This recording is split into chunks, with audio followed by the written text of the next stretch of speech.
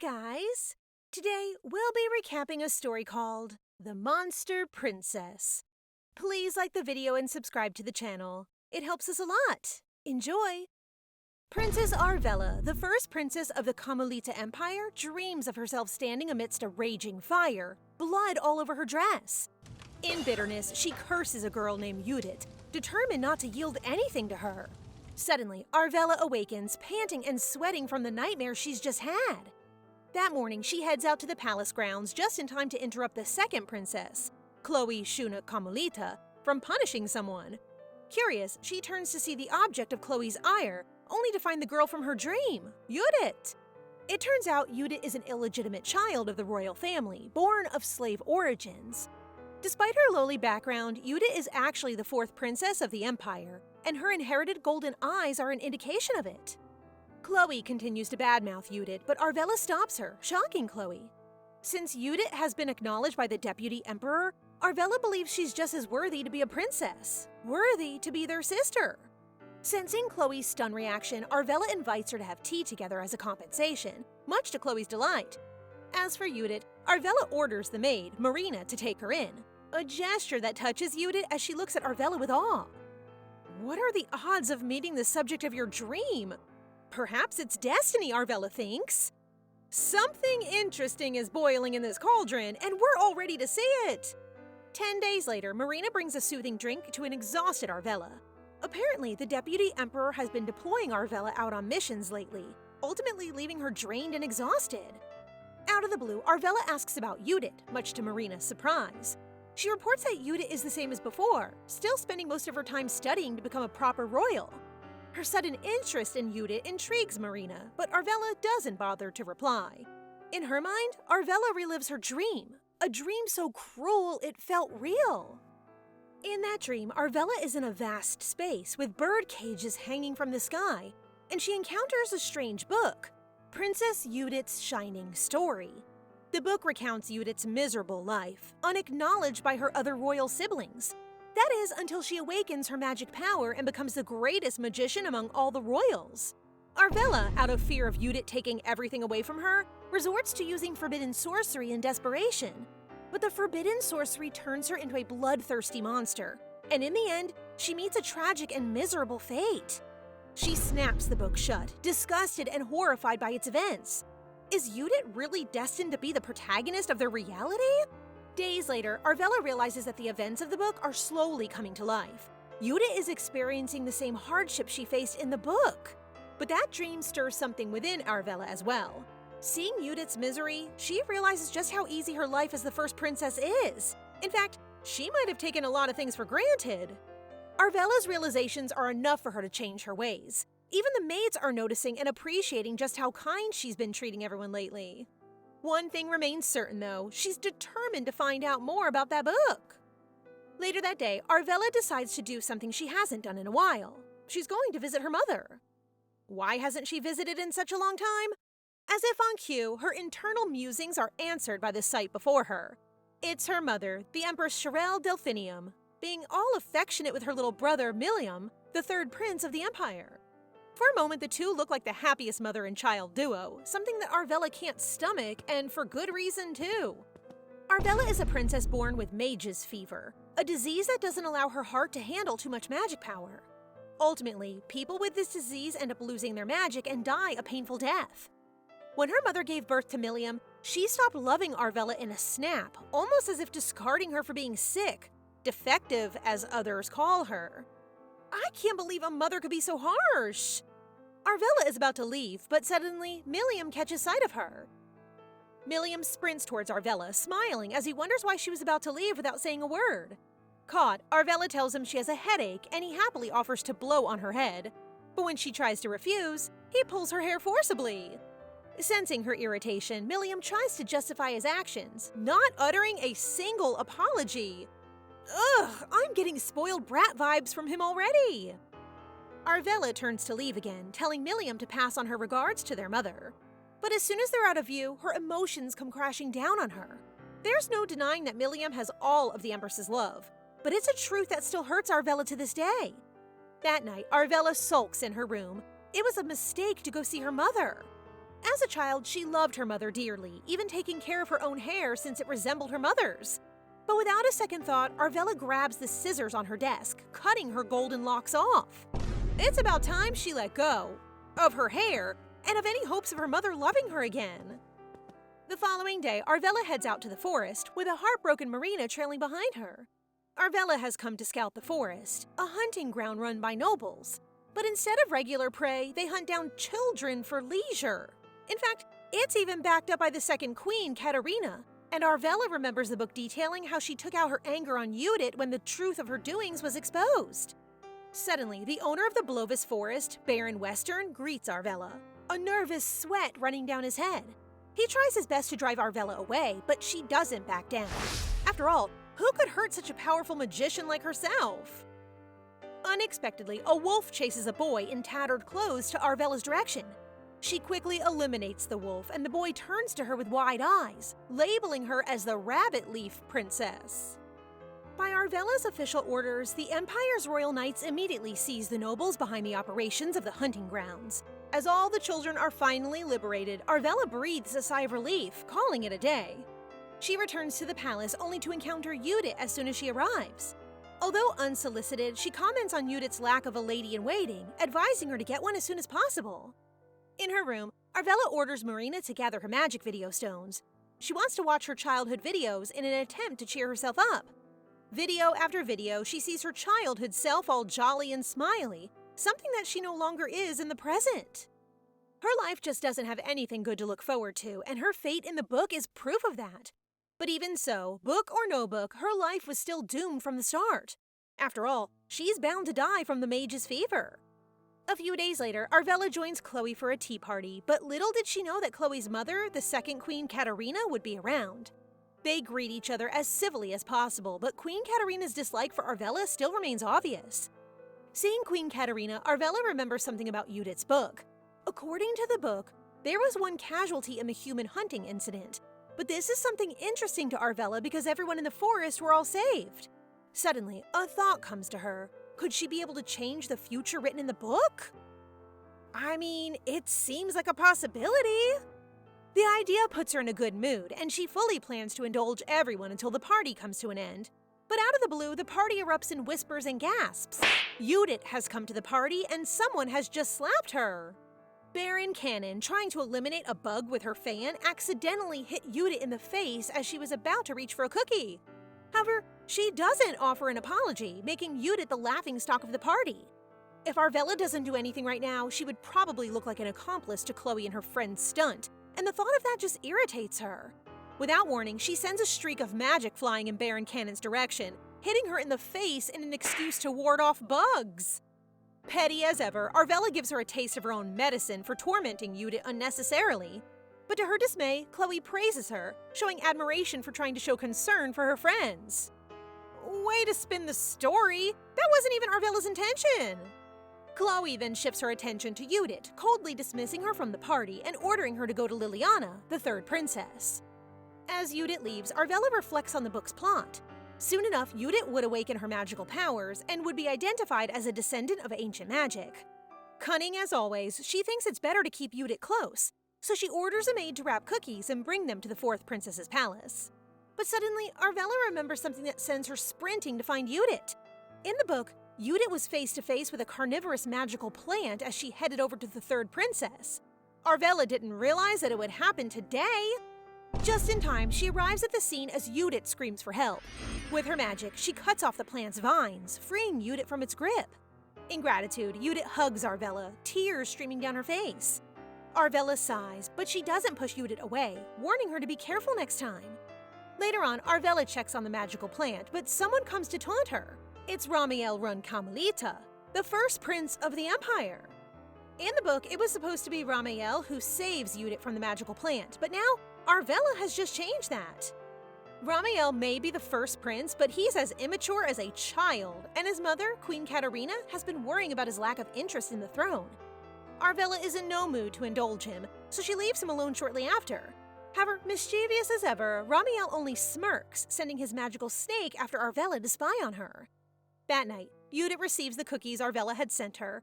Her eyes sparkle as she recalls how Arvella had come to her aid twice today. a first that anyone's ever helped her. With awe and gratitude, Judith cradles the box of cookies, wanting to cherish it forever. The following day, Arvella receives a letter from Bobby Montera, the third young master of the Montera family. He's been consistent in sending her letters for 5 years now. Man, the guy sure is persistent, isn't he? Come to think about it, it's been 5 years since Arvella first received engagement proposals. However, her illness proved to be a hindrance in finding a good partner. After all, noble families think it isn't advantageous to tie themselves with an ill-fated princess. All of a sudden, a menacing aura reaches Arvella's senses. It's the black snake that's been spying on her. With a quick flick of her hand, she eradicates the snake, but she's unsure if it's Ramiel's or Queen Katarina's. Later that night, Arvella, along with her royal siblings, attend the banquet with their father, the Emperor Cedric Lazin Kamalita. But what the Emperor comments on first is Arvella's short hair. The banquet is somber as the Emperor comments on his children's individual lives, leaving only Arvella as is, something that she detests. After the banquet, Ramiel teases Arvella about her hair, much to her annoyance. But he suddenly stops, pointing out the heretic that Arvella saved from the human hunting incident. To her surprise, it's that red-haired boy chased by the wolf. The red-haired boy that Arvella saved that day in Blovis Forest turns out to be the son of Count Glenn Rosner, a man arrested for using forbidden magic. How ironic, Arvella thinks. Judith's book had fated her to be ruined by forbidden magic, and now in the present she saved the son of a forbidden magic user, albeit unknowingly. A sad and sympathetic expression shows on Arvella's face, something that Ramiel wants to capture in a magic stone photo. But Arvella is having none of his antics. Before she leaves, she shatters the stone into pieces and warns Ramiel to quit shadowing her with his snake. All jokes aside, Ramiel is truly concerned about Arvella.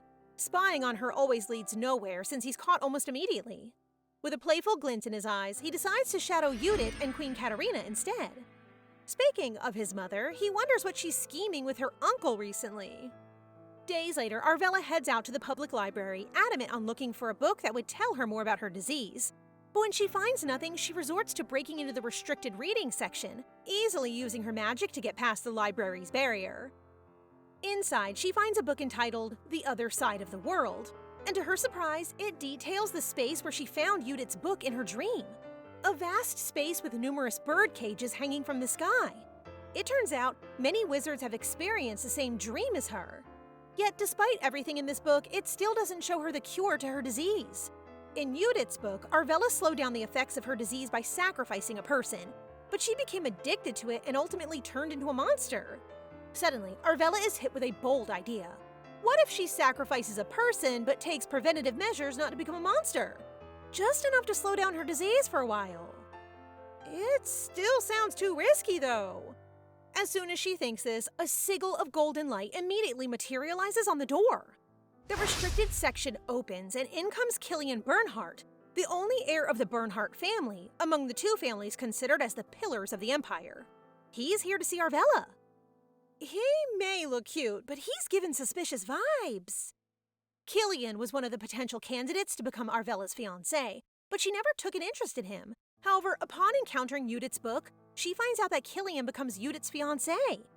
Knowing all this, Arvella feels bothered interacting with Killian, even though nothing has happened in the present yet.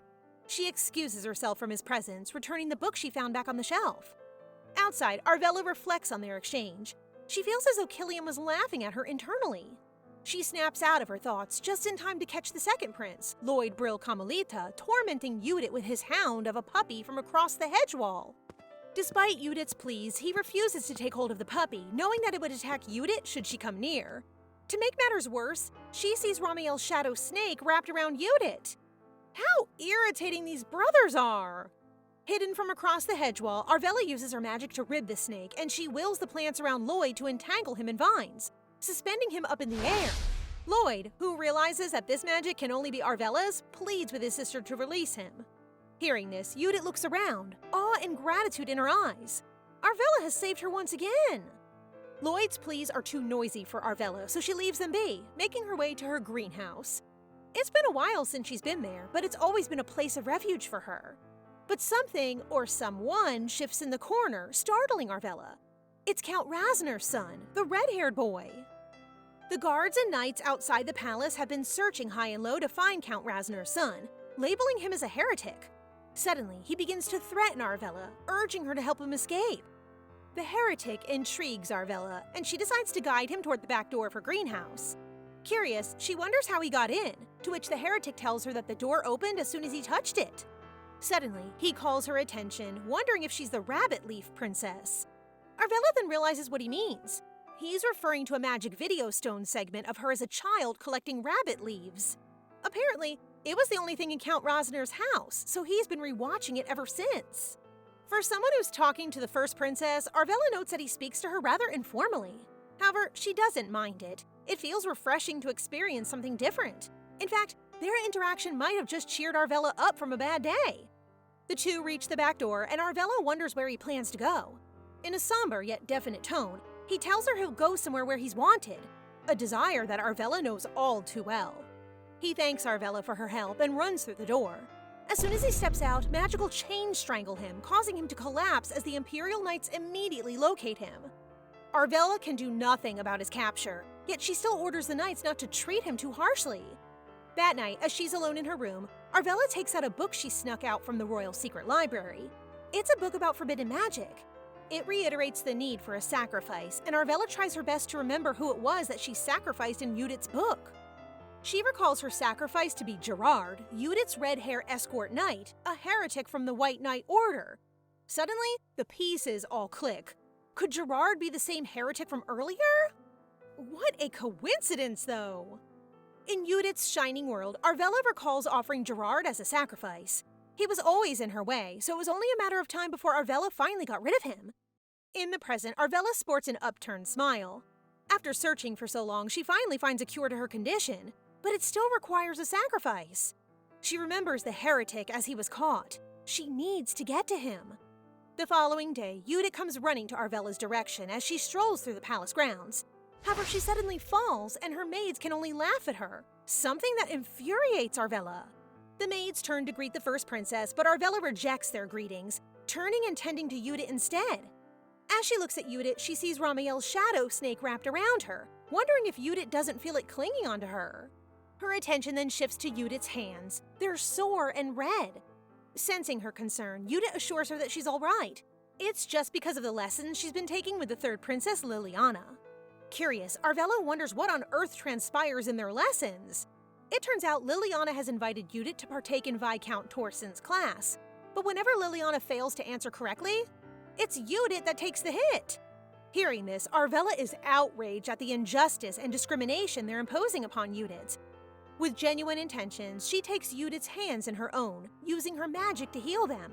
Her gesture leaves Judith speechless, but she manages to croak out her thanks. Not just for today. Lately, whenever Judith finds herself in trouble, Arvella has always come to her aid. It's something that Judith is extremely grateful for. Arvella shortly excuses herself, and as she leaves, she becomes irritated yet again. Judith should learn to defend herself instead of having Arvella save her every now and then. After all, if she's to become the protagonist of this world, she can't keep being a pushover. Suddenly, a woman calls Arvella. It's her mother, Empress Sharelle. Arvella becomes somewhat emotional. Her mother called out to her first this time. However, that joy is soon taken away from her when her mother begins talking harshly to her. Arvella deserves better than a cold-hearted mother like you. Out of the blue, Arvella's once loving mother reprimands her harshly.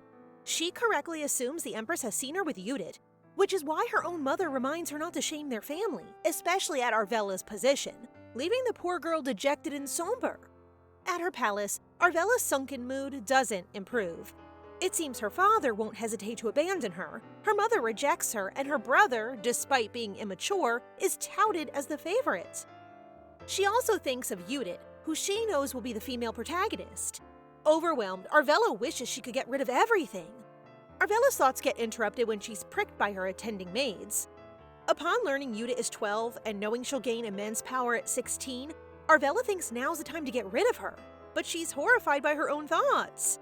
Alone, she listlessly watches magic video stones, recordings of their childhood memories, before discarding them the next morning. Though Marina decides to keep them.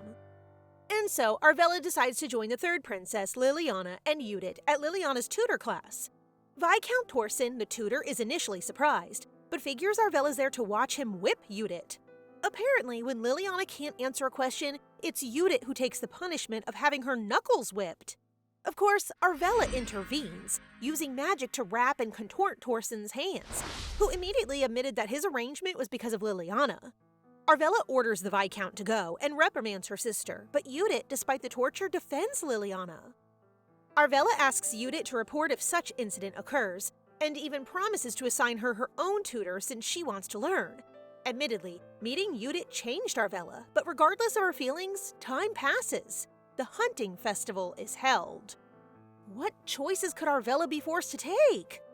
Apparently, the princes and princesses of the Empire had gathered for lunch at the festival, and Ramael was the first to greet Arvella as she arrived. Chloe, meanwhile, is amazed at Arvella's short hair look, though for both her siblings, Arvella's response is too casual. Also, it's Chloe's first time seeing Arvella with her short hair, that's why she's surprised. Anyhow, Chloe isn't the only one mesmerized by Arvella. The townspeople had gathered to observe the royals, and though they had already seen Arvella's look from her Magic Stone video, she's astonishing all the same. Speaking of, Ramael notes that Arvella is the clear runner for the Princess of the Month because of the million mana stones produced from her video. When asked how she managed to film her winning video, Arvella thinks back. She had been so busy that her maid informed her she's the only one who hasn't submitted.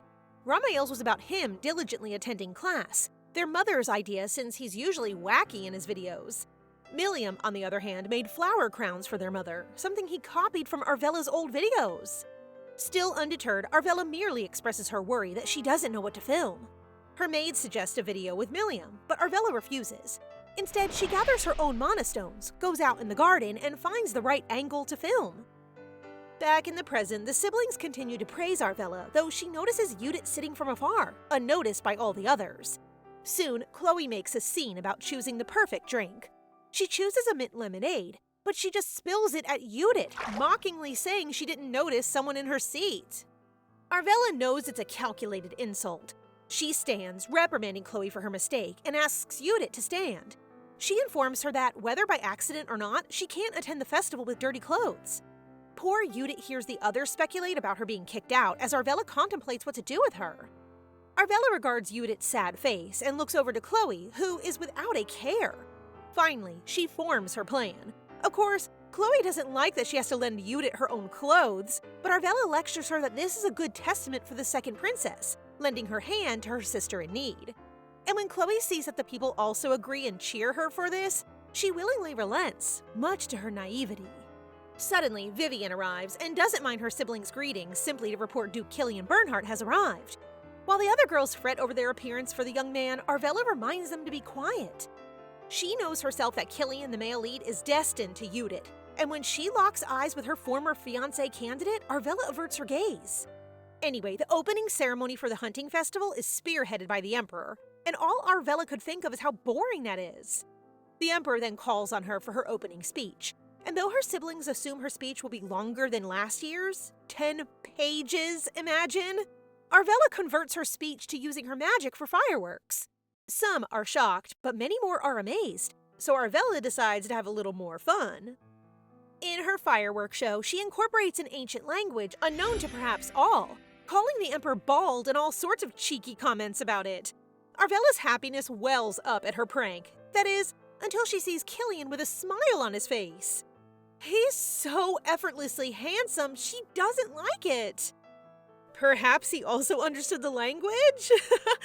Anyhow, when people ask her about the writings, she lies that they were blessings for the Empire and the Emperor. If she's in a bad mood because of Killian, Arvella's day gets more worse at the arrival of Marquise Graham, second Empress Katarina's twin brother, who's anxious to steal the throne from Ramael. Though he greets her kindly, Arvella perceives this man as a huge thorn in her eye. Count Graham compliments Arvella on her hardworking nature and the fact that she's the most powerful sorceress, but the princess knows these are just empty words. To catch him off guard, Arvella mentions his ties to Baron Weston, who was implicated in the Blovis Forest incident. Graham says they're mere acquaintances, and his gratitude should lie to Arvella for removing a bad character in his life. But Arvella doesn't need his thanks. Count Graham doesn't stop his formal act, though. Arvella mentions the survivor of the incident, who's been branded a heretic, that's been taken in by the Hall of White Knights. Graham surprises the princess by saying he hoped the boy had perished, but is quick to explain. It seems the Count was friendly with the boy's parents, Count Rosner and his wife Garnet. Still, the Count thanks the princess and walks away. Arvella gets sucked into another conversation, however, this time from Bobby Montera, one of the candidates for her suitors. He's persistent because Arvella replied to his letter, only because she didn't want to reject someone as her mother did, and in his joy, he again wrote a song, one which he'll gladly sing right now. Despite being embarrassed, Arvella couldn't say no, but she saved when Killian asked to have an audience with her. Bobby retreated, yet still grinning. Killian then confesses he only approached to save Arvella from being distressed. It also seems her exchanging letters with another candidate saddens him. Or is it jealousy? Anyway, he instead wishes Arvella good luck in the hunting, as she's aiming for victory. She then reminds him that he won last year, and when she's alone in her tent resting, Arvella swears he only did so because her sickness weakened her. But more importantly, she found something interesting: Count Graham's connection to the heretic child. Though the Hall of White Knights doesn't allow those entrusted to them out until 5 years, Arvella needs to find something to trade the mages for. With that, a certain lady comes to mind. The crowd gathers as the hunting festival's about to begin. Many talk of which royalty they'll give tribute to, and many are rooting for Arvella, although some root for Killian. Apparently, he has never given nor accepted tributes in his honor. But meanwhile, Judith makes her way to Arvella's tent. Judith praises the first princess for the splendor of her fireworks show and compliments her beauty with her new look. But really, Judith's there to give her a handkerchief, with designs embroidered by herself, as a good luck charm to Arvella for the hunt. Arvella's eyes gaze upon Judith as she wonders how such genuine gestures can come from her. The woman who'll eventually take everything she has is right now a foolish child. Arvella nonetheless accepts her gift, making Judith beam with delight. Truly, she's too defenseless. Suddenly, Marina arrives and informs Arvella of the Empress and Milliam's arrival. The prince is in the Empress's arms as the royals greet each other.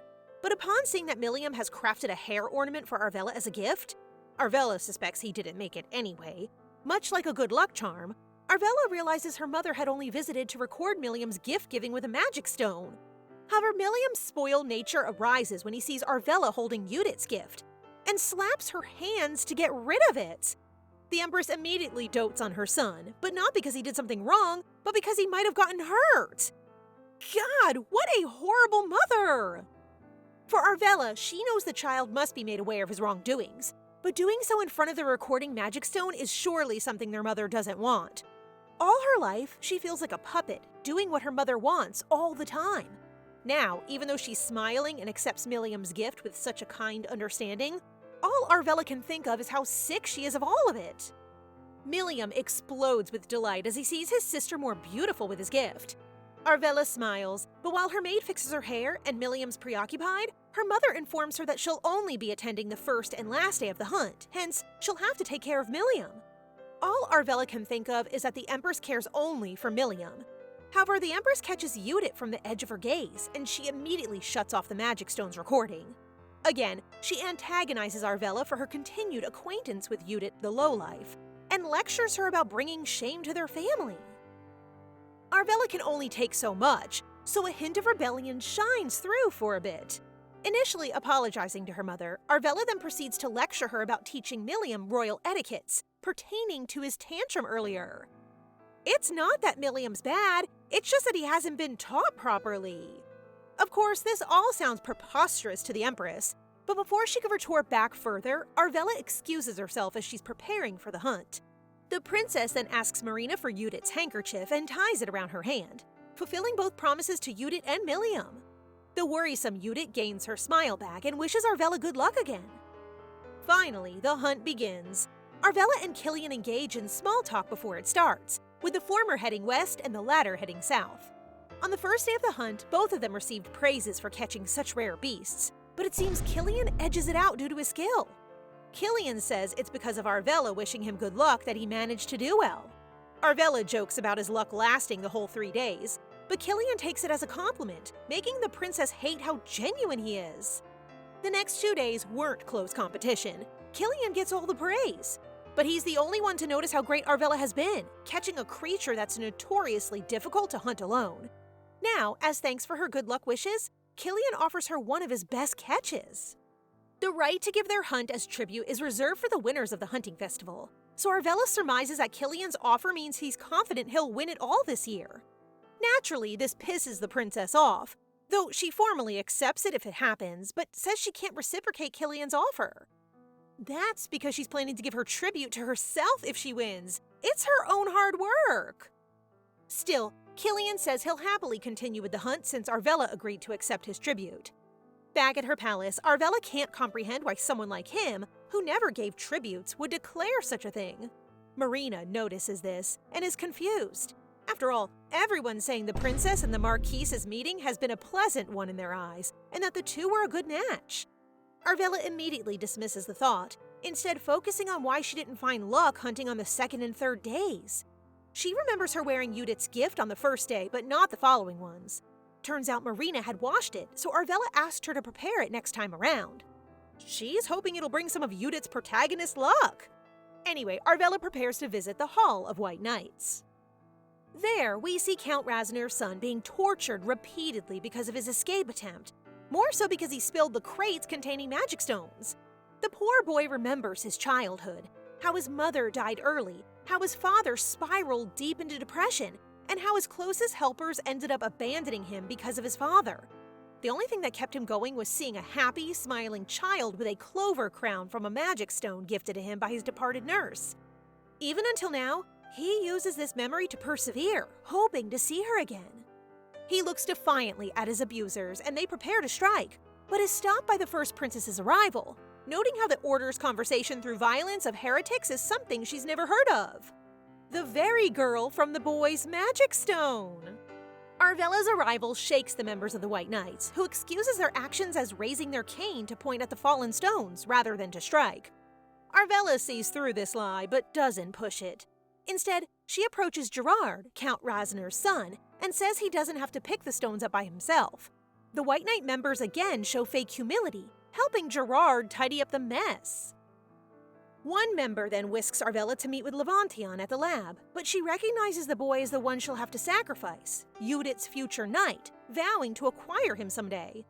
Meanwhile, as the fourth day commences, Chloe and her siblings stroll through the forest, with Judith in tow. Chloe only allows this because of Arvella. However, while talking over lunch, the siblings find Chloe's ring gone, and rather than get an attendant to find it in the forest, Chloe orders Judith to do so, and the timid girl agrees. Anyway, Ramael is bored out of his mind when he sees young Prince Milium chasing a rabbit. Suddenly, a magical beast appears to attack the boy, and rather than help, he merely notes something interesting is happening. What's more, it's Judith that actually jumps in to try and save Milium. Back to Arvella, she's having more success hunting today, but her mind wanders to the novel about Judith, which had a segment about Judith trying to save Milium from a magical beast, and Killian intervening by slaying it and saving the two. A fateful encounter of the two main characters. She listlessly thinks when it's supposed to happen, when a guard approaches her to inform her that it already has. Milium rushes to Arvella for a hug, and while comforting her brother, Arvella asks for an audience with Killian to thank him. But to her shock, she gets informed that it was the Royal Knights, not Killian who hasn't returned from hunting, who saved the two. The story's changing. Everyone's gathered around Milium, but Arvella, seeing he's okay, tries to ask him about Judith's whereabouts since she's missing. However, poor, clueless Milium doesn't know, instead asking for Judith to be punished for pushing him out of the way. To make matters worse, the Empress arrives at the scene because of Milium's accident. The Empress doesn't even hear Countess Manhwa out, who's Milium's nanny, and slaps her in front of the crowd. When Arvella tries to intervene, defending Manhwa's honor as a countess and her own when her mother chastises her about failing to protect the prince, the Empress raises her hand against Arvella, much to her and the crowd's shock. Suddenly, Marina moves in to intercept the slap. The Empress isn't happy about a maid protecting Arvella, much more for disrupting what she wanted to do. Arvella, on the other hand, is touched by Marina's gesture and asks that she be sent to the infirmary. Naturally, the Empress vetoes Arvella's orders, instead wanting Marina to be punished in her castle.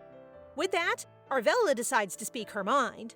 First defending Marina, she then goes on to lecture her mother about blaming others first when she should have thanked the Royal Knights and all present who rushed to save the unharmed Milium. The Empress plays the victim card, angrily shouting how a princess dares to lecture her own mother. God, the audacity! This only stops when Milliam intervenes, and so Arvella runs away and we see Killian amongst the crowd who witness the commotion. Arvella doesn't recognize the emotions welling up inside her. She encounters Judith in the forest by chance and sees that she's injured. Arvella knows the story's changed because she chose to change her hunting grounds, forcing Killian to do the same, which is why he arrived late at his and Judith's fateful meeting. Looking at Judith, the girl who's supposed to shine through it all despite being abandoned, all Arvella sees is someone like her old, messy self. Arvella asks what Judith was doing all alone, to which she answers she thinks the healers are already busy, and besides, no one probably knows she's injured anyway. Noticing Judith's sorry state, a princess that no one cares about, Arvella decides to help her. She removes Ramael's stalker shadow snake and heals Judith. Judith cries, expressing gratitude, which Arvella notices. It's true Judith resembles Arvella in more ways than one, and her helping Judith now might be deceiving. Judith will still be the one who'll take away everything that's Arvella, two sisters from different backgrounds pitted against each other. Arvella asks if Judith likes her, and the innocent girl replies yes. A vain sense of superiority rises from Arvella's heart as she hatches her plan. Arvella will make herself the most important person in Judith's life so she can't get rid of Arvella in the future, just as she declares she'll be Judith's sister. Wow, sounding like a villain there, Arvella! Anyway, the hunting festival gets cancelled because of the Empress after Milliam's attack, prompting Arvella to be back in her palace. She checks up on Marina, who notes that the princess has changed, something Arvella doesn't understand. Regardless, she decides to visit Judith. Upon arrival, she notices her lack of maids and proper guest-receiving etiquette, such as dirty rooms, only one chair in her room, and bad tea, despite the presence of maids. Despite her injuries, Judith asks of Milliam's condition, prompting Arvella to note if Judith's innocence and kindness are what makes her the protagonist, she'll rather not be one. Again, Arvella reaffirms her decision to be Judith's sister, and that she visited to check up on her. She starts suggesting things to improve Judith's lifestyle, and an eager Judith listens. But this is all the while Arvella's plotting to destroy Judith's life little by little, claiming her life for her own before others can. God, Arvella's villain era is so concerning! While eating, Arvella suggests to the Emperor that Judith's palace needs to be renovated since it's been abandoned for a long time. This shocks the other siblings since they treat Judith as an outsider. However, the emotionless Emperor leaves the matter up to Arvella, chiding her not to tell him unimportant matters. As Arvella is about to leave the Emperor's residence, Chloe quickly approaches her and asks if she visited Judith in her palace. Arvella stares at Chloe, seriously asking if something is wrong with it, but Chloe starts to rant. Why does Arvella care so much about Judith? Gosh, why is Chloe so mean?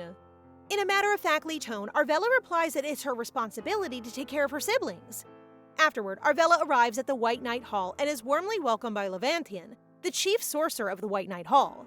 Levantian excitedly informs Arvella about the success of their experiment and starts to compliment Arvella for her help, but stops after noticing that Arvella's attention is elsewhere, outside the window. Levantian looks outside and he notices Arvella staring at one of his sorcerers scolding the young red-haired boy.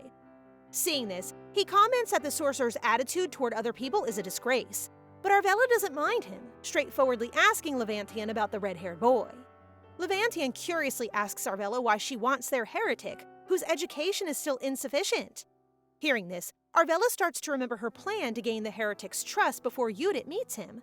She wants to build his trust so that he'll be caught off guard if she decides to kill him, which is also why she fails in the novel.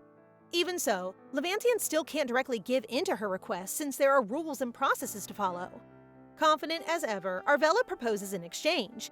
If he'll give in to her request, she'll tell him about the other side of the world, a future that she's visited. This excites Levantian, and he quickly gets an orb to test if Arvella's words are true, something he quickly confirms. He then asks her if she can give him bits of information, but she declines. After all, he must first provide her request. That's right, nothing for free. The following day, Arvella visits Chloe's palace. While they're having tea, Chloe wonders if the reason behind Arvella helping Judith is to get on the Empress's nerves. Just this morning, she heard that the Empress caused a loud commotion, and it might be because she disapproves of Arvella favoring Judith. Hearing this, Arvella realizes that Chloe thinks she's trying to pick a fight with the Empress, and as part of her revenge, she's pretending to be interested in Judith. We can't blame Chloe if she thinks that's Arvella's plan. Arvella clarifies to Chloe that she wants both of them to be princesses full of dignity, so picking on Judith is a big no. Arvella then starts to enumerate to Chloe the things that she must not do, things that Arvella knows Chloe did in the novel to bully Judith, like putting needles in Judith's shoes and pouring hot tea at Judith. Hearing this, Chloe is taken aback since she can't believe Arvella would think she'll do such a thing. Arvella, darling, you don't want somebody toying with your prey. As Chloe and Arvella are heading home, they bump into Killian, leading Chloe to gush about how handsome Killian is up close, something that makes Arvella uncomfortable. While Chloe and Killian talk, Arvella realizes it feels like looking at herself.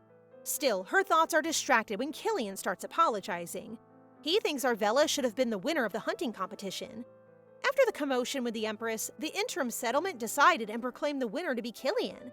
He asks Arvella if she still remembers his promise to offer his prey but forgot to give it to her. Thus, to make it up to Arvella, Killian asks Arvella to be his partner at the upcoming royal banquet, which makes Chloe all giddy. Meanwhile, Levantian tries to ask his seniors to approve Arvella's request, but the seniors strongly reject this. The next day, Yuta is happy that Arvella is with her and feels proud after knowing that Arvella likes the tea she prepared. While Arvella is enjoying the tea that Judith made, she starts to think about how strange the situation is since they're half-sisters who will fight for life and death in the future, but now they're bonding. Arvella also remembers how Chloe fussed about her rejecting Killian's invitation. Thus, she has no choice but to tell him that she would think about it, which made Arvella curious about Killian's action. After Arvella notices Judith's necklace, she asks if she can take a closer look at it. As Arvella tries to take a closer look, she begins remembering that it is the mark from the fallen ancient magical kingdom. In the novel, after Judith awakens her power, she becomes a great magician since she is also a descendant of the Solon ancient kingdom. This makes her prove her noble bloodline, making Arvella smile bitterly. A maid then informs Arvella that Levantian is looking for her. Oh, I hope they won't hurt each other in the future. Next, while Arvella and Levantian are at the office, Levantian informs her that the seniors only allow the heretics to serve time in half and comments that he needs motivation from Arvella and suggests taking a look in the future for 10 seconds. Still, Arvella tells him that she'll allow only 5 seconds. Levantian starts to glimpse the future using Arvella, but after 5 seconds she tells Levantian to stop. However, he becomes greedy and tries to get hold of Arvella's memory. Because of this, she uses her magic, making an explosion. This shocks Levantian, and as he tries to regain himself, Arvella walks away and tells Levantian that since he broke their agreement, she will get what she requested. Well, Levantian deserves it. He became greedy after all. After Arvella approaches the heretic and asks if he wants to escape the White Knight Hall, she offers to help him. The heretic quickly accepts her offer, and she quickly promises that he will not regret holding her hand. Later that day, Arvella is with the Emperor, who is furious after learning about the stunt she pulled and how it will affect the royal family's relationship with the White Knight Hall people. Arvella calmly apologizes for creating trouble, but explains that she is impatient since she thinks the heretic might be the only cure for her illness. Hearing this, the Emperor looks surprised and asks Arvella how she thinks that way. She then explains that the heretic boy is one of the victims of the Blovis incidents, and adds that his magic wavelength is unique too. Thus, she plans to use him as a tool to experiment with slowing down her illness. Seeing that the Emperor is in deep thought, Arvella then suggests that she imprint the heretic so that he will believe her. After the meeting with the Emperor, Arvella visits the heretic. Upon arriving, she compliments him on how he looks better than when they first met. Arvella asks him what his name is, and the boy explains that his name is Gerard Rasner. Knowing this, Arvella promises that she will never forget his name. Next, Arvella seriously looks at Gerard and explains that he is safe since he is at her palace, but to protect him longer, she needs to imprint on him. The bloodline of the Carmelita imperial family can make a subordinate imprint, and it's a noble oath made with the consent of both parties. Knowing this, Gerard agrees to her. Arvella then begins by holding Gerard's hands, surprising him and causing Arvella to fall over Gerard. However, she continues the imprinting, and because of this, she feels weak. Luckily, she finishes the ritual before fainting. Well, that is a weird position to imprint on someone. After completing the imprint, Arvella's fever relapses after a long time, thus she cannot leave her bed. While still resting, Marina hands Arvella her unread letter. Some letters are from Chloe, who wrote about her worrying about Arvella and giddily asking if Arvella saved Gerard because she likes him. Some letters are also from one of her brothers, who is worried about her.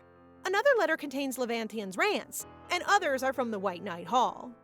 Marina also hands her a newspaper with reports containing the sorcerer's abuse of Gerard, stating that Arvella is a hero who helped Gerard escape. Because of this, the White Knight Hall stays quiet about Arvella's behavior, and in the end, they all agree. After reading the news, Arvella smiles at Marina and instructs her to care for Gerard. Marina reluctantly agrees and shares that she thinks Gerard's stare looks rebellious. Arvella smiles and replies that she likes that, thinking it'll be more enjoyable. Arvella, you are so unpredictable. Later, while Marina treats Gerard's wounds, he reluctantly asks her where Arvella is. Marina replies that Arvella is busy, and that to repay her and serve her better, he needs to have a healthy body and be educated. Marina then hands Gerard stuff to study and tells him to look into it so that he'll feel deep respect for Arvella.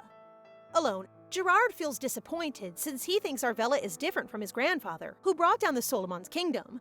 But then she is only the same as others who want to brainwash him. Gerard makes a promise to himself that they will never fool him. When Gerard starts to look at the globe, he realizes it's not about Carmelita's kingdom, but Arvella's life, which shocks him. A few minutes later, Marina sees Gerard is so focused on watching Arvella's life that she feels glad. On the other hand, Gerard realizes he is wrong and notices that while watching her videos, which feels comforting. Well, baby Arvella looks cute. I can't blame Gerard for being immersed. Later that night, Arvella can't sleep, so she decides to take a walk outside. As she is walking, she suddenly feels something, which she then realizes is because of her imprinting on Gerard that she notices that he is near. Arvella approaches Gerard and asks him to accompany her on her stroll, to which he reluctantly agrees. As they are walking, Gerard asks her why she didn't visit him, to which Arvella replies that she's surprised that he is waiting for her and explains to him that she is swamped and has a lot of work to be done. Gerard then tells her he is worried she might be sick, but Arvella lies and assures him she's okay. After Gerard asks Arvella why she helped him, she tells him she has no reason. Gerard replies that everything comes with a price and nothing comes free. Hearing this, Arvella remembers that Gerard also asked Judith about this in the novel, to which Judith replies that their lives are similar, earning Gerard's trust.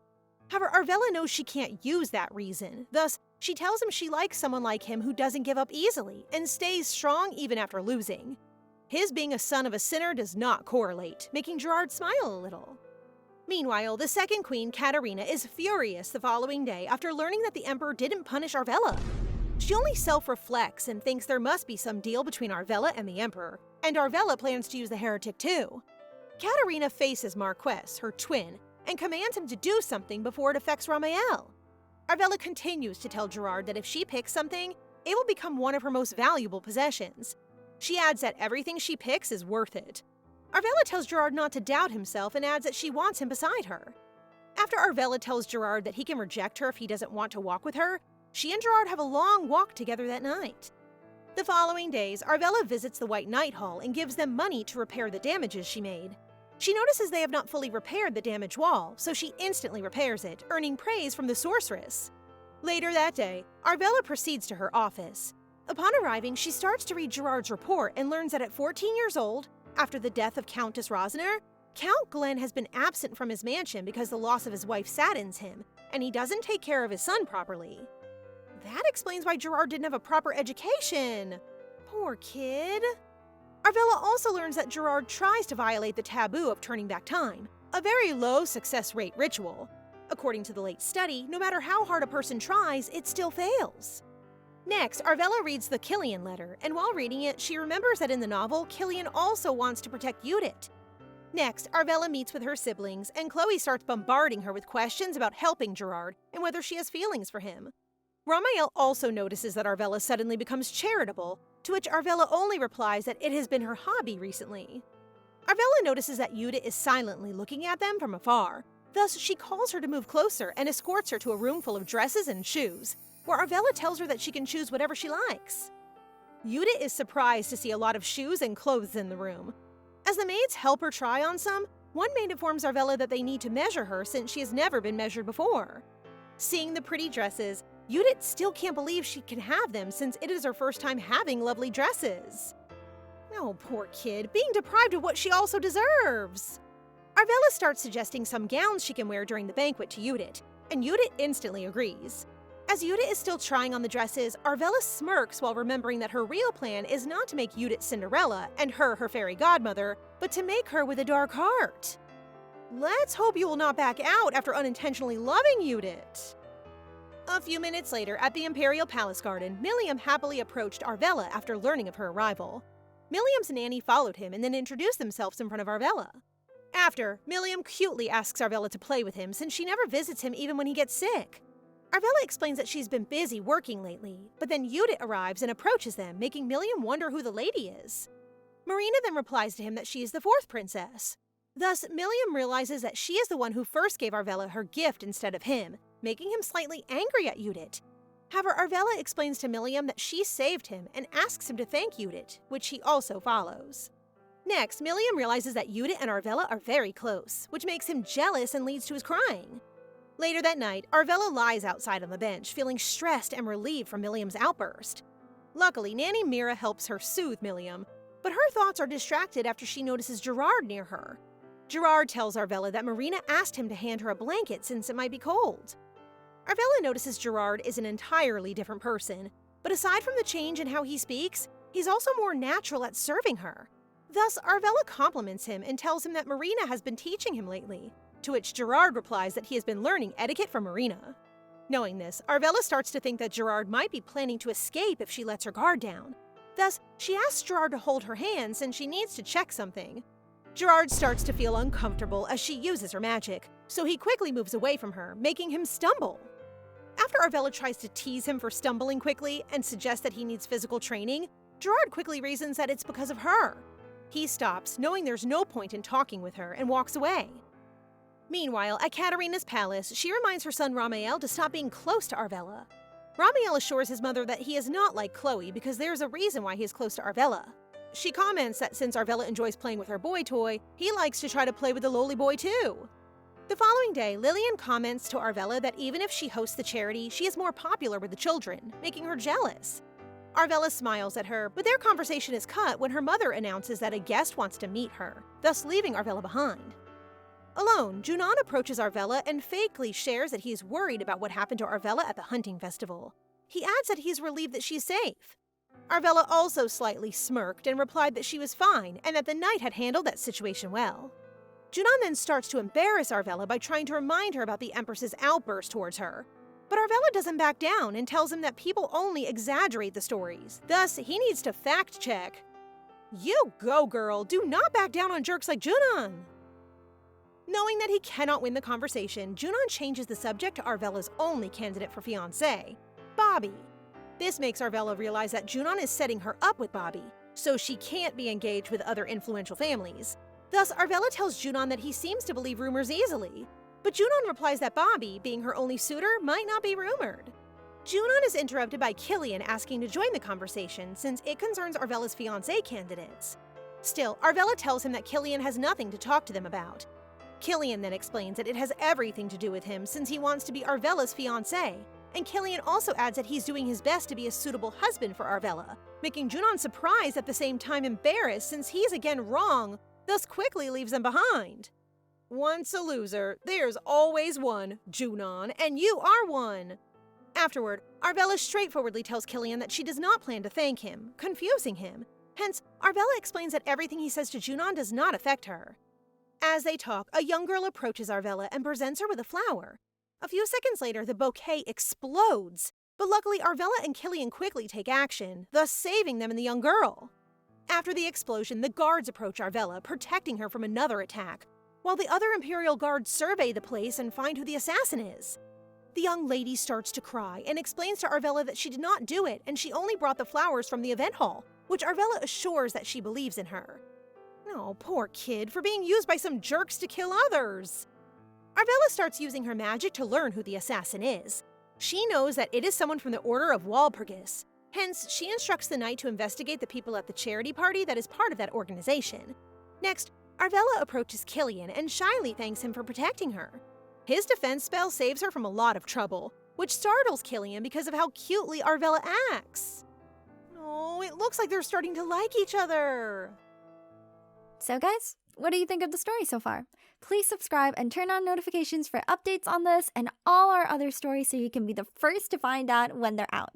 Thank you so much for your support. See you in the next one.